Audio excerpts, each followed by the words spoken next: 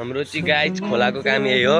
अघि मैले भन्दै थिएँ गाइस ढुङ्गा फुटाउनु पनि यही हो। यस्तो ढुङ्गाहरू अनि त्यहाँबाट सर आएर चाहिँ यहाँ हामीले अस्तिदेखि 6-7 दिन भयो ढुङ्गा थुपारे। कम्तीमा नि 20-22 टिप जति भइसक्यो। यहाँ छ उता पुरै हामीले ढुङ्गा थुपारेछ। वहाँसम्म नै वहाँ परसम्म नै ढुङ्गा अब सुरु गर्नुपर्ने। अहिले आएर एकछिन सुरु गरे। साह्रै गाह्रो छ। सानो सानो ढुङ्गा सबै टिपिसक्यो। यस्तो टिपिसक्यो पनि फुटाएर गरेर थुपारेको। वहाँ सब थुपारेको हामीले नै हो।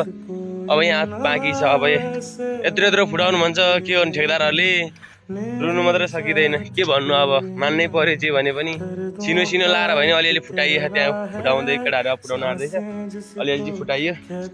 अब यहाँ त्यही हो काम भनेको चाहिँ हम्मर बहादुर दिनुपर्छ। अनि गल हिजो छिनो ल्याएको छिनो पनि बाङ्ग्यो।